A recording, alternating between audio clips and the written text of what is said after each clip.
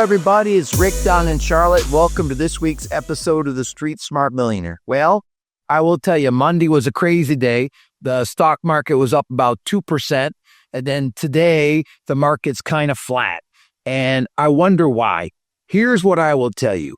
Instability in the world causes fluctuation in the stock market and interest rates. So the world and the economy and the stock market want stability. And I will tell you, for me, what I do. I put my head down. I plow through. So when I invest, here's how I invest. I save 20% of my paycheck for 37 years. First, the money goes in my 401k. Then it goes in the stock market. So if I have filled the 401k for the year, which I already have, then all the money will go in the stock market. So the first Wednesday of March at 1 o'clock, I bought the S&P 500. I bought the QQQ. I bought some Microsoft. I bought some Amazon. I bought some Meta, and I bought some NVIDIA. So those are my normal stocks that I buy every month. Now I have two portfolios. I have a portfolio that my stockbroker manages, and I have a portfolio that I manage. So he has 5 or 6 things, and I have 5 or 6 things. Now, throughout the month, I'm curious to what's going on. So I look at the stock market in the morning. I look at it at lunch. Around 1 o'clock every Wednesday, I'll decide if something is on sale and I want to buy it. So instead of shopping online, I'm shopping in the stock market for stuff that's on sale. So, gosh, will I buy anything tomorrow at 1 o'clock? I don't know. It depends if I look at all my stocks, if something seems like it's really on sale. Now, Friday, I sold my Boeing. So I've been buying Boeing for about 8 months. I bought it all the way down to like 135. I sold it for 182. I made a 23% profit. I was happy. So if Boeing goes up from here, I won't care about. I only care that I bought it. I kept it long enough to make a good profit. I got out of it. So Boeing was not a long-term hold for me. Boeing was a trade. So now I'm out of Boeing. So now I've freed up some liquid cash. So if I want to go in tomorrow, I had some liquid cash to go in the market. I'm a big owner of Costco and Apple. I sold about a third of my Apple at $235. I sold about a third of my Costco to $1,050 because I had thought they had reached a high price. Now both of them pulled back. Now both of them are rerunning back up. I don't know how high Apple will go or how high Costco will go, but listen, I think those are two of the best companies in America. I think they're well run. They're super profitable. I mean, I shop at Costco and I love it. I think it's just got everything imaginable. So for me, if I'm going to love their technology, buy their stock. If I'm going to love their products and I'm going to love shopping and love their experience, I'm going to buy their stock. So I buy things that I believe in. Now, I think that before I can invest, I got to earn. How do I earn money? I'm in the mortgage business and I'm in the real estate mortgage coaching business. These are the two things that I do for a living. And then I'm a consultant to a very successful man. So I have a consultant job. I have a mortgage job with about 38 loan reps. I close about 180 loans a month. I've got a coaching program with about 400 clients. And I'm always doing everything I can to make those businesses better. Thursday, I was in San Diego. Thursday night, I worked all day Thursday. I flew to San Diego Thursday night, got there about 10 o'clock, met with some clients, had a big show Friday with about 250 people, drove 3 hours, did another show with about 70 people. Now the real work begins. I fired all these people up about how to make money and how to work and how to get clients and how to take care of clients. Now I got to follow up and I got to get them to come with me. So I have a subscription for $99. Everybody of the 400 should go in the subscription. I have a level 1 coaching for $750 a month if you're under 10 million.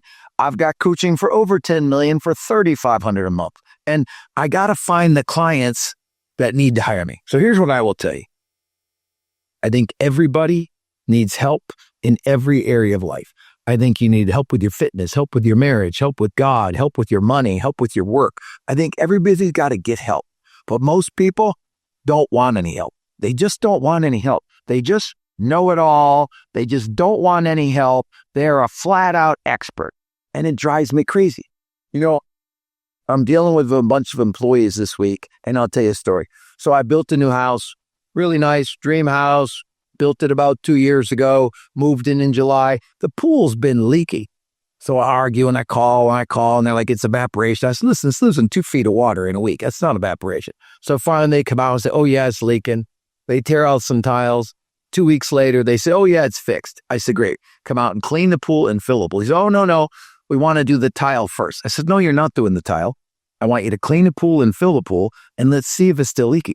If it's not leaky, then you can replace the tile. But if it's leaking, you need access to the pipe so you can fix it. And the guy that owns the pool company says, you know what? That's a good idea.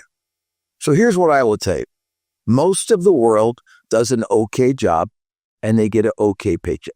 And they always feel like, oh, there's no opportunities. It's not fair. It's not my fault. It's somebody else's fault. Here's what I would say. I know a lot of overachievers. I probably know 200 people that make $1 million a year. That's a lot of people. I probably know 5 people that make 10 million a year. I know 1 billionaire that I know pretty well that I talk to on a regular basis. So I've got a pretty good grip on why most people make money and why they don't make money. And I will tell you this is like, if you have a steady flow of good leads, I mean like good leads that are interested in doing business with you. If you hire a good team to deliver a really good experience and you manage the money really well, good P&L, good personal finances, you're going to succeed. Now, I look at the basics. I did a training today for a bunch of realtors, and here's where I start. It starts with your vision. So for me, if you make less than 100 grand, your vision is to make 100 grand a year. If you make 125 grand, your vision is to make 250. If you make 300 grand a year, your vision is to make 500. If you make 500, 600, 700 grand a year, your vision is to make $1 million. So step number 1, you got to have a clear written vision. Simple. 1A, you got to know how much you make per unit. And then you got to divide your income, your vision by your units, tells you how many units you need. Then you got to figure out how much staff you need to deliver a world-class experience. I will tell you this. Most people want a business that happens without them. They don't want a business that happens because of them. I'm not a business owner. I'm an operator. Like, I'm out there doing events. I'm following up with students. I'm coaching people. I'm pissing people off. I'm apologizing. I'm working on delivering a better experience. I have thick skin. I don't really get my feelings hurt. You could say anything you wanted. You could say, Rick, you're ugly. Rick, you're mean. Rick, you're rude. You could say anything you wanted to me, and I would take it like, depending on the source. If you're somebody like, I have 3 main people that I have to get approval from. My mentor and coach, my wife, and my boss. Those 3 people, whatever they say, fact. Anybody else says something, there's some truth in everything. So something they say has some truth in it, but it's not always the truth. So here's what I will tell you. I look at business and I say, am I transactional or relational? Do the people I deal with like me, know me, and care about me? Do I like them, know them, and care about them? Or is it not? That's what I want to do. So I chose to have a relationship business. So I will tell you this. When I call people, I have to be interested in them and know about them. I have to be valuable to them and bring some value to their business and life. And then I got to close them hard. Those are my philosophies when I'm doing business. So in the lending business, we got to get in front of realtors. In the real estate business, we got to get in front of local business people and local homeowners. In the coaching business, I got to get in front of a lot of realtors and lenders. In the consulting business, I got to get in front of some really, really wealthy people, because only wealthy people hire consultants, because consultants cost a lot of money. So I'm a mortgage man, I'm a coach, and I'm a consultant, and I'm an investor in the stock market. All areas that I look at to make me money to accumulate my wealth. Now, my wife's birthday was Sunday. So I got home Saturday night off the plane from San Diego. I took her to brunch. I got her a couple of presents. We played with the animals all day on Sunday. We had a nice evening, quiet, relaxing evening at night. She got lots of calls. She got some presents. It was a good birthday. Now, on Monday, I went right back to work. And Monday, I made 55 phone calls to people that were in the San Diego event or people that I know I needed to talk to. Today is Tuesday. So I've been in meetings all day. I've made about 22 outbound calls. So before I'm done today, I will make another 20 outbound calls. So for me, I average 40 outbound calls a day. This is how I sell. I believe if you plant a lot of seeds, you're going to pick some fruit.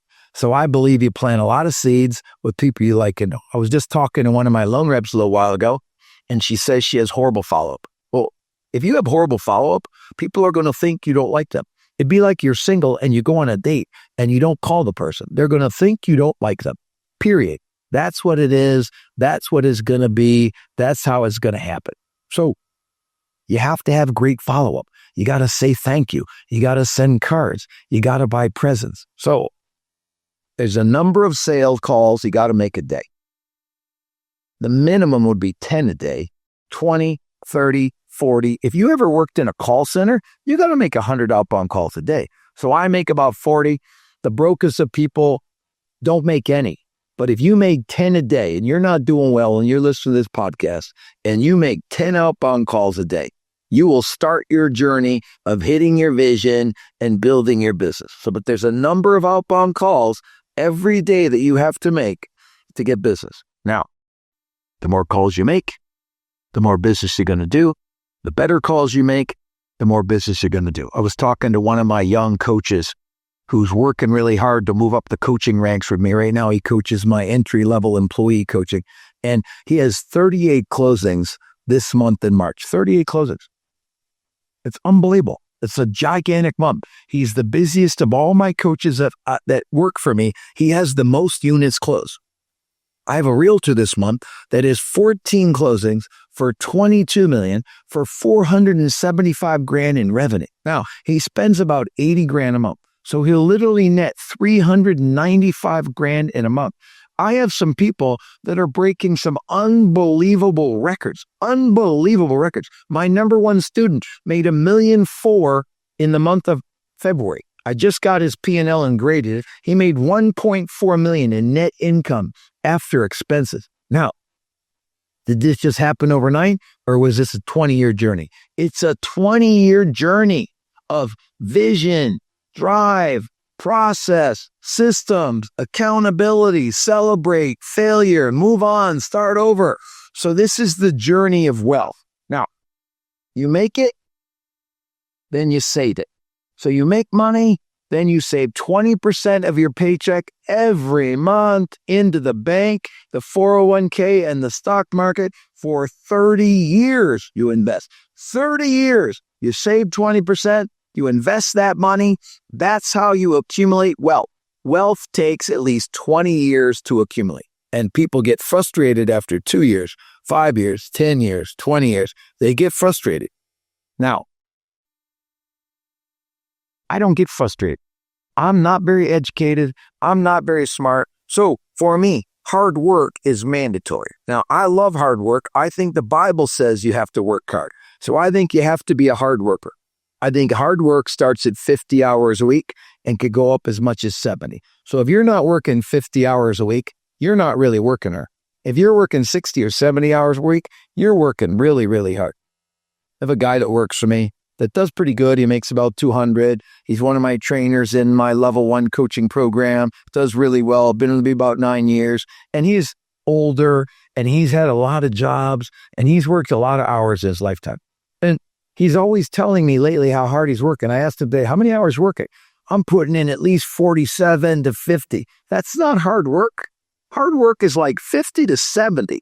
If you want to make money, you got to sacrifice. You got to work really hard. Now, I know this show is about wealth and balance. So, Rick, you're talking about me working more hours. How am I going to have balance? Well, let me help you. You're going to be laser focused when you're not work on God, spouse, children, friends, gym, community. So I work like a dog. And then when I get out of here, I play hard. So I want you to know that I am building cars. I am farming. I'm in church. I'm in my community. I'm going at it with my kids and my grandkids. My granddaughter just called me this morning, said, Papa, I want you to know I got 4 A's on my report card. I pay $100 to my grandkids for every A. Now, the last report card, she didn't call me. My daughter called me, and I didn't do nothing. My grandkids want Papa to pay them for grades. They got to call me. I told my granddaughter, congratulations. I owe you $400. You need to get your mom to drive out to the farm this weekend, and I'll be glad to hand you $400, and you can go buy whatever you would like. But if them kids don't come after that money, they're not going to get it. Just like you. If you don't go after that money, if you don't go after them clients, if you don't make them sales, if you don't follow up, you're not going to get that money. You're not going to be able to save 20%. You're not going to be able to invest it in the stock market. You're not going to make a difference. So I want to talk today about 3 words that matter to me. Number 1, we already addressed is vision. I want you to write down what your vision is for your job. What do you want to make? Break down how many transactions you got to do, what you got to do on the job, and go attack that vision. So the first thing I want you to write down is, what is your vision at work? Second thing I want to talk about, what is your mission? What is your mission? What is the task at hand that you got to do? And then I want you to write down what's your purpose. So for me, I will tell you mine. In the coaching business, I want 400 clients that net $1 million. Right now, I have about 340 clients, and I have about 130 of them make $1 million. So I need a bunch more clients that want to get to $1 million. They want to do the work. They want to sacrifice. They want to hit that number. For me, that's just my vision. It's not the right vision or the wrong vision, but I want 400 clients that make $1 million. In my mortgage business, I want 40 loan reps. I want to close 240 loans. I want to average 6 loans per loan rep. Now, in the mortgage business nationally, the average is about 1.8 loans per loan rep. So I already have 37 loan reps, I think, today, and I'll probably do 175 loans. So I'm averaging, I got to get to 240. So because I've been around a long time and I'm a little older, my visions are within reach. So I don't set these BHAG visions that are so far hard to get to. So that's my vision for the coaching business and my vision for the mortgage business. My vision for my stock portfolio is to make 10% net gain a year. That's all I want to make is 10%. I don't need to make 20, 30. I want to make 10% every year. Then my money will double every 7 years. That's my vision for my stock portfolio. Save 20% into the stock market, have 2 simple portfolios, grow 10% a year. Now, I have vision. Really clear about my money and my job. I also have visions about my marriage, my kids, my grandkids, my body. Everything I look at, I'm like, what's the vision? What does it look like finished? That's what a vision is. Now, I have a mission. For me, I decided a long time ago, my mission was going to be other people's money. The guy doing this podcast, I want to help him make more money. I want to help him save money. I want to help him pay off his debt. I am addicted to the mission of OPM. Other people's money. If you're in any business whatsoever, if you're addicted to other people's money, they will be thankful and they will be appreciative. It's just a fact. That's the key. So my mission is other people's money. So my vision, my mission, my purpose. Early on, I'll be honest, my purpose was to make a lot of money. Then my purpose was to have a really good life. My purpose was to create a retirement. Then my purpose was to have a legacy. I did all those things. So I needed a new purpose. So I thought about it. I was up on the farm and it was late at night. And I'm like, why did God put me on this earth? What am I supposed to be doing here? Why am I here? Gosh, that's a great question. And it takes some reflecting and you got to look at it. You got to think about it. Why am I here on this earth? And I said, clearly, I'm here to create disciples. I love Jesus with all my heart. The last verse in 3 of the 4 Gospels says, go to all the nations and spread the word. So I want to create disciples. I want to teach people about Jesus. Number 2, I want to create millionaires. Just so you know, I've had 767 people make $1 million under my authority. This is through my coaching company and through my mortgage group. 767 people have netted $1 million under my authority. I'm proud of that. That's something that I'm really good at. That's part of my purpose, is to create millionaires, create disciples, create millionaires, and teach life balance. So when you write down vision, mission, purpose, don't come up with 9 lines. Come up with a couple words. Mission, OPM. Vision, 400 clients making $1 million. Vision in the mortgage business. 40 loan reps closing 240 loans. Mission, other people's money. Purpose, create millionaires, create disciples, teach life balance. Vision, mission, purpose. I think if you can spend some time on these 3 words and you get some clarity on why you're doing what you're doing and how you make it happen, this is what it takes. So I will tell you this. I do 2 big events a year. I have an event coming up in May on the 14th, 15th, 16th in San Antonio. I'm $5,000 to come to one of my events. You got to do over 20 million to qualify to come to my event. I was in San Diego And two of my guys who were introduced to me, one's David Fletez, a realtor, does about 60 million. The other's a lender, Alfonso de Ladigo, does about 100 million. And they were both talking about their journey when they met me and how hard it was to pay $5,000 and how they took a leap of faith. David was losing his house, owed a lot of money to the IRS. Now he's going to make $1 million this year net for the first time ever in his life. Alfonso was selling cable TV in a rich neighborhood. Now he lives in that neighborhood. I'm just telling you, the journey starts with a leap of faith into a programmer or person that you believe in. You surrender to their authority, you surrender to their process, and you blow up. Now listen, if you're with me, I guarantee you I'm going to piss you off and I'm going to offend you because I push the envelope really, really hard. But I think that's what it takes. You got to break some eggs to make some omelets. So, this is what I believe in. This is what I think is important. Pick a number of sales calls you're going to make every day. Hire accordingly. Don't be average like the pool company. Don't be average. Be an exceptional employee. Go above and beyond at whatever job you have. Stop worrying about you're not being recognized. Stop worrying about you're not getting great opportunities and just be exceptional. Just go to work in the morning. Be excited about your purpose. Be exceptional on your job. Just do a great job today. And I'm telling you, eventually, it will be recognized. Now, it may not be recognized the first day you're exceptional. It may not be recognized the 70th day you're exceptional. But if you continue to be exceptional on your job, it will be recognized. If you are exceptional with your spouse and your God and your children and your community, sooner or later, it will be recognized. But you've got to be exceptional. So this is my thoughts for the week. Street Smart Millionaire, Rick Ruby in Charlotte, North Carolina. Have a great, prosperous, and happy week. See you later. Bye.